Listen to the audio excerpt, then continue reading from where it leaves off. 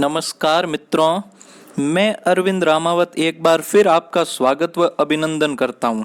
आज हम पढ़ना शुरू करेंगे राजस्थान से संबंधित। हमने जनजातियों के बारे में पढ़ा, अब उसके संबंधित प्रश्न को पढ़ेंगे। जिसने राजस्थान से संबंधित जनजातियों का टॉपिक नहीं देखा, पहले वो जाकर वीडियो देख ले, उसके बाद टेस्ट देना शुरू करें। तो पहला प्रश्न है अपना, मैं प्रश्न पढ़ूंगा, आपको उनके उत्तर देखने हैं और जो प्रश्न मुझे हार्ड लगेगा मैं उसकी व्याख्या करके समझा दूंगा। पहला प्रश्न है अपना कि सूची 1 को सूची 2 से सम्मिलित करना है और नीचे कूट दिया गया है, उस कूट को भरना है। कूट को भरने से पहले हमें पता होना चाहिए कि किस ऑप्शन का सही उत्तर क्या होगा। सूची 1 में लिखा हुआ है राजस्थान की जनजातियां और दूसरी तरफ आए हुए हैं आवास क्षेत्र जहां पर वो निवास करती हैं। तो सबसे पहले देखिए कि सहरिया जनजाति कहां पर निवास करती हैं। तो हमने पढ़ा था कि सहरिया कहां पर निवास करते हैं, 12 के अंदर। तो सबसे पहले क्या आएगा, 3। उसके बाद गरासिया जनजाति, गरासिया जनजाति सिरोही के आसपास के क्षेत्र में निवास करती हैं। तो इन सब में सिरोही आया हुआ है दूसरी तरफ, तो अपना हो जाएगा 2। उसके बाद डामोर जनजाति, मैंने कहा था डामोर के बारे में कि डामोर, डूंगरपुर, कंजर, कोटा, सांसी, भरतपुर। तो डामोर कहाँ पर है, डूंगरपुर, तो आ जाएगा अपना 1। और अंत में बचे मीणा, मीणा कहाँ पर है, जयपुर, दौसा, सवाई माधोपुर और उदयपुर के अंदर। तो ये हो जाएगा अपना कूट। 3 2 1 4, 3 2 1 4। तो इसमें से अपना उत्तर कौन सा हो जाएगा, देखो 3 किस में आया हुआ है। तो सबसे पहले 3 आए हुए हैं तीसरे और चौथे में, बिन बाद में देख लो 2 किन में आयोडा है। तो आप देखो कि 2 आयोडा है सिर्फ तीसरे में ने, तो सही उत्तर कहीं हो जाए 3 नंबर। ये हो गया अपना पहला प्रश्न। आइए दूसरे प्रश्न की तरफ बढ़ते हैं। दूसरा प्रश्न अपना है कि धारी संस्कार राजस्थान की किस जनजाति में प्रचलित हैं। धारी संस्कार किस जनजाति में प्रचलित हैं। फटाफट चारों ऑप्शन देखिए और अपना उत्तर लिखिए। तो धारी ऑप्शन हो जाएगा मित्रों सहरिया जनजाति में। किस में हो जाएगा, सहरिया जनजाति में। याद रखने के लिए इस तरीके से रख सकते हो कि धारी संस्कार सहरिया जनजाति के अंदर आया हुआ है। मैंने कहा था शहरियों के बारे में याद रखना कि बार यानी सहरिया हमेशा कैसे होते हैं, बारले होते हैं, यानी उससे याद रहेगा 12। और 12 से आपको याद रखना है धार, धार से धारी, धार से धारी, यानी किस तरीके से कि हमेशा जो शहर वाले लोग होते हैं उनमें प्रेम मिठास नहीं होती। ये सिर्फ मैं याद रखने के उद्देश्य से समझा रहा हूँ। तो उस तरीके से आप कर सकते हो कि उनमें धार नहीं होती, प्रेम नहीं होता, मिठास नहीं होती। तो इस तरीके से 12 से याद रख सकते हैं और सीधे याद रख सकते हैं कि धारी संस्कार होता क्या है। कि मैंने कहा था तीसरे दिन अस्थियों को ढकते हैं और अस्थियों के ढकने के बाद आंगन में ढकते हैं और जिसमें जो चित्र बनता है ऐसा माना जाता है कि वह अगले जन्म में उसी अवस्था के अंदर जन्मा होगा। तो ये है धारी संस्कार। अगले प्रश्न की तरफ बढ़ते हैं। प्रतिशत के आधार पर, प्रतिशत के आधार पर सर्वाधिक जनजाति वाला जिला कौन सा है। फटाफट उत्तर बताइए। मैंने 2 तरीके से बताए थे, एक तो जनसंख्या के आधार पर, एक प्रतिशत के आधार पर। तो प्रतिशत के आधार पर सर्वाधिक जनसंख्या वाला जिला कौन सा होगा इसमें से, वो होगा बांसवाड़ा। कौन सा होगा, बांसवाड़ा होगा। और सबसे कम कौन सा है, नागौर। सबसे कम कौन सा है, नागौर। तो प्रतिशत के हिसाब से सर्वाधिक जनसंख्या होगी बांसवाड़ा में। अगले प्रश्न की तरफ बढ़ते हैं कि सहरिया जनजाति का मुखिया क्या कहलाता है। मैंने अलग अलग जनजातियों के मुखिया बताए, तो सहरिया जनजाति का मुखिया क्या कहलाता है। फटाफट उत्तर लिखिए। तो सहरिया जनजाति का मुखिया कहलाएगा क्या, कोतवाल। क्या कहलाएगा, कोतवाल। पटेल कहलाता है मीणा जनजाति का मुखिया और गमेती होगा भीलों का मुखिया, सहलोत होगा गरासियों का मुखिया। तो सहरिया जनजाति का मुखिया क्या कहलाएगा? कोतवाल। अगले प्रश्न की तरफ बढ़ते हैं। सर्वाधिक प्रेम विवाह किस जनजाति के अंदर होते हैं? सर्वाधिक प्रेम विवाह किस जनजाति के अंदर होते हैं? तो फटाफट उत्तर बताइए मुझे। तो सर्वाधिक प्रेम विवाह गरासिया जनजाति के अंदर होते हैं। किस में होते हैं? गरासिया जनजाति में। अगले प्रश्न की तरफ बढ़ते हैं। भारत में द्वितीय अधिकतम जनजातीय आबादी है, यानी जनसंख्या के अनुसार द्वितीय जो सबसे अधिक हैं, यानी सर्वाधिक तो क्या है? मीणा, और द्वितीय क्या होंगी? बताइए इनमें से। तो द्वितीय हो जाएंगे भील। क्या हो जाएंगे? भील। तो ए अपना सही उत्तर हो जाएगा। सबसे प्राचीन भी भील ही हैं और द्वितीय भी क्या होंगे? भील होंगे। अगला प्रश्न, पड़िहार मीणा जनजाति क्षेत्र का मूलत है, यानी पड़िहार मीणा कहाँ पर होते हैं? इन चारों में से चारों ऑप्शन देखिए और अपना सही उत्तर लिखिए। तो सही उत्तर हो जाएगा अपना सी, टोक, भीलवाड़ा और बूंदी। इन जगहों पर पड़िहार मीणा मुख्यतः पाए जाते हैं। सहरिया समाज में हताई हैं, यानी जो मैंने शब्दावली लिखाई थी उसमें बताइए हताई क्या होता है, यानी इनमें से हताई क्या होगा? तो सारे ऑप्शन पढ़िए और आराम से देखकर एक उत्तर लिख लीजिए कि हताई क्या होगा सहरिया समाज में। तो हताई किसे कहा जाता है सहरिया समाज में? हताई कहा जाता है सहराना के बीच एक छतरी नुमा गोल व चौकोर झोंपड़ी होती है, उसे क्या कहा जाता है? हताई कहा जाता है। सहराने का मतलब क्या हुआ? सहराने का मतलब होता है बस्ती। सहराने का मतलब क्या होता है? बस्ती होता है, यानी बस्ती के बीच जो छतरी नुमी गोल जो झोंपड़ी होती हैं, कहीं पर चौकोर भी बनाई जाती हैं, उसे क्या कहते हैं सहरिया समाज के अंदर? हताई कहा जाता है। क्या कहा जाता है? हताई कहा जाता है। और मचान नुमा झोंपड़ी को क्या कहा जाता है? मैंने बताया था करुआ या गोप कहा जाता है। अगला देखते हैं, भीलों के ग्राम को क्या कहते हैं? बताइए भीलों के ग्राम को क्या कहते हैं? तो भीलों के ग्राम को फला कहते हैं।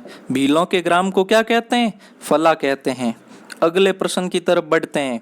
घोड़ा बापजी किस देवता की जाति का है, यानी किस में घोड़े को देवता मानकर उसकी पूजा की जाती है?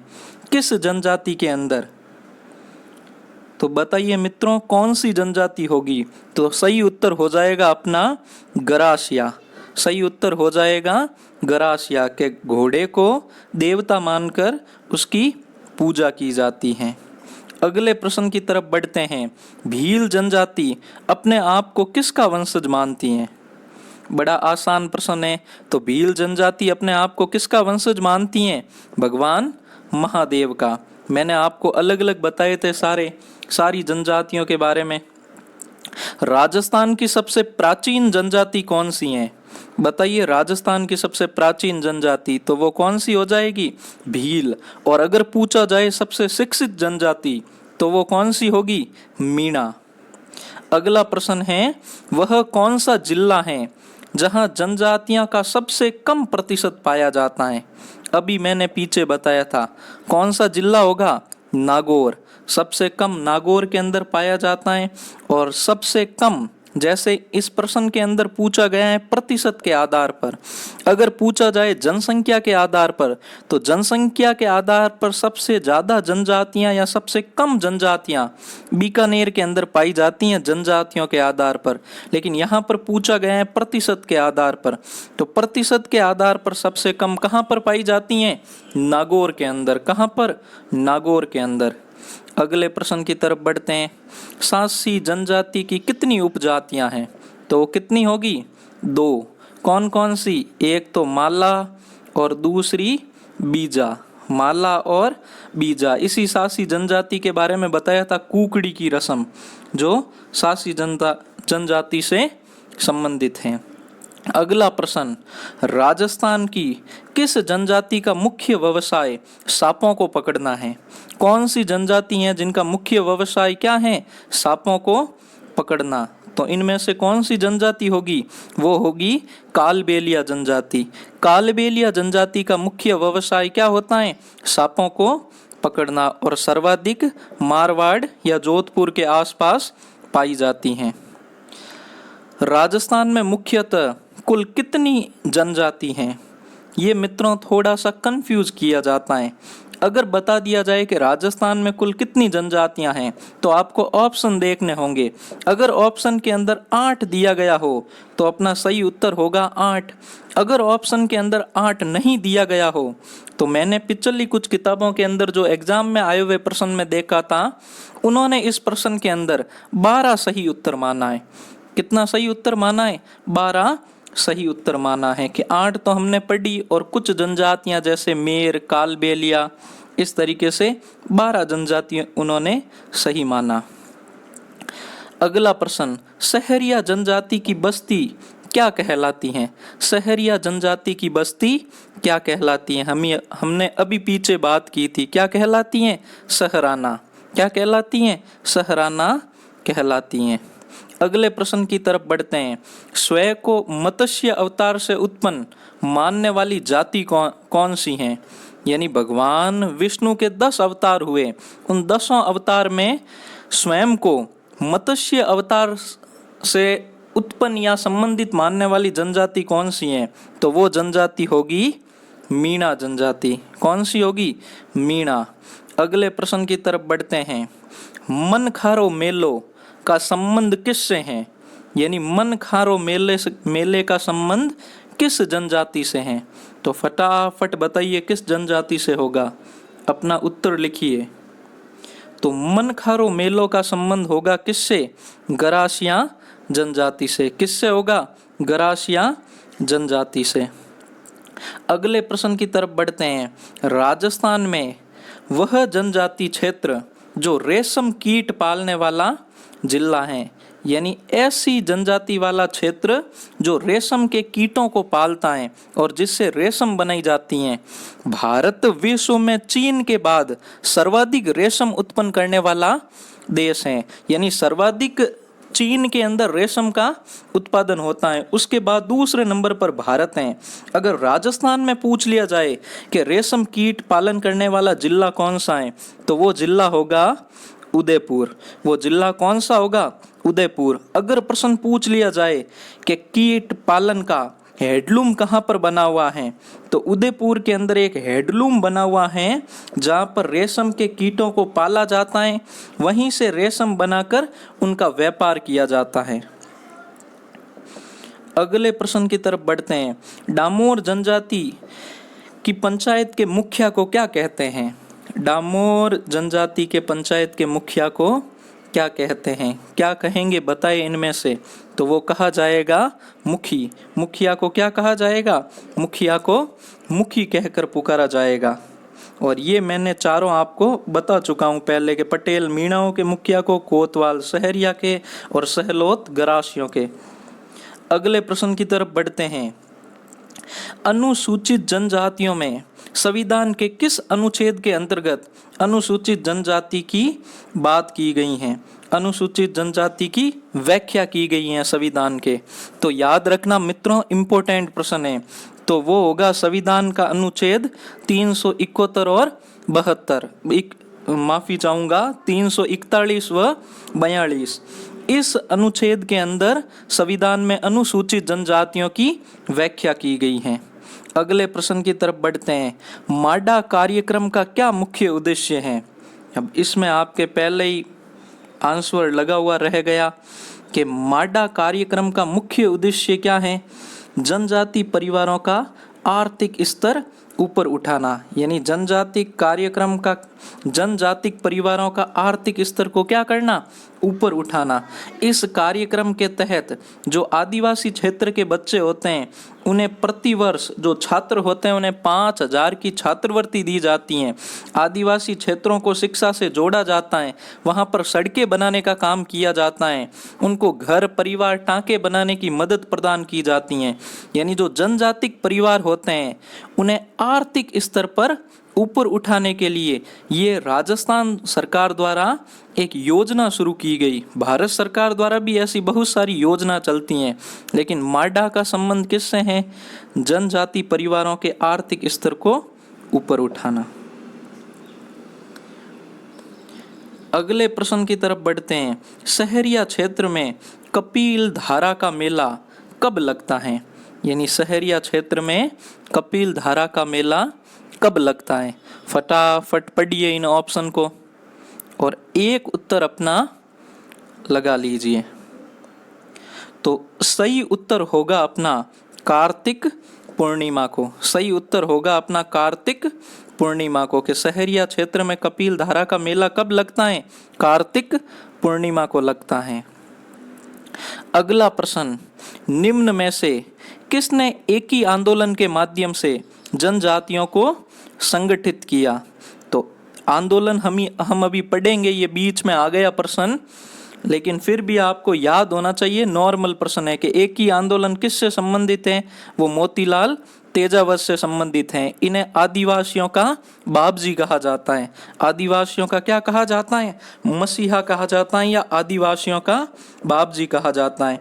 और अगर पूछा जाए आदिवासियों की बाईजी, आदिवासियों की बाईजी, मैंने कहा था पिछले वीडियो में जो नाम पढ़ाए थे मैंने, अगर आपने वो वीडियो नहीं देखा है किसी ने, तो सारे के सारे राजस्थान में जितने भी उपनाम संबंधी थे वो सारे के सारे पढ़ाए हुए हैं और बड़े कम शब्दों में और ट्रिक के माध्यम से।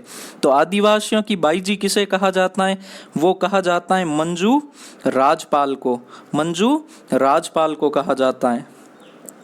अगला प्रश्न, किसने भीलों से संबंध निग्रेटो प्रजाति से बताया? यानी वो कौन थे जिन्होंने भीलों का संबंध किससे बताया? निग्रेटो प्रजाति से बताया। स्मिथ का जिक्र है नहीं। कर्नल जेम्स टॉड ने क्या कहा था? वन पुरुष कहा था। रोने ने इनका संबंध मारवाड़ से बताया था। तो अपना सही उत्तर कौन सा होगा? निग्रेटो प्रजाति से संबंधित भीलों को किसने बताया? तो वो D.N. मजूमदार ने बताया था। किसने बताया था? D.M. मजूमदार ने। किस व्यक्ति ने सहरिया की विचारधाराओं से प्रभावित होकर लिखा कि सहरियों को एक रोटी खिला दीजिए? आहा, क्या लाइन लिखी देखो कि सहरियों को एक रोटी खिला दीजिए, वह आपको जीवन भर याद रखेगा। यानी सहरियों से इतने प्रभावित हुए थे, सहरियों के कल्चर को जाना, उनके पूरी की पूरी संस्कृति का अध्ययन किया, उनके बाद उस व्यक्ति ने कहा था कि आप सहरियों को एक रोटी खिला दीजिए, वो जीवन भर आपको याद रखेगा। तो ये कथन किसने कहा था? वो कहा था कर्नल जेम्स टॉड ने। किसने कहा था? कर्नल जेम्स टॉड ने कहा था। अगला प्रश्न, भील किस देवता के केसर का पानी पीकर कभी झूठ नहीं बोलते? तो बताइए वो देवता कौन से होंगे? तो वो होंगे ऋषभ देव जी या फिर कल्ला जी, जिनके बारे में, देवताओं के बारे में हमने पढ़ा था। इनके मठ का केसर पीकर भील कभी झूठ नहीं बोलते। मैंने 2-3 और बताए थे जनजातियों के बारे में। आपको बताना है कमेंट के अंदर कि मीणा जनजाति, आपको बताना है मीणा जनजाति क्या करने के बाद कभी झूठ नहीं बोलती। और 2-3 जनजातियों के बारे में मैंने और बात की, 2-3 जनजातियों के बारे में और बात की। आपको तीनों के तीनों नाम बताने हैं। जैसे इसमें आया हुआ है भीलों के बारे में, आपको उन जातियों के बारे में बताना है। इससे आपको याद हो जाएंगी, तीनों प्रश्न याद हो जाएंगे। नोट्स में देखना और बताना कि वो कौन सी जनजाति हैं जिनके बारे में, जिनका कुछ भी नाम लेने पर भी वो जनजाति के जो व्यक्ति होते हैं वो झूठ नहीं बोलते। अगला प्रश्न, राजस्थान की वह जनजाति, ये एक प्रश्न और आ गया आपके लिए।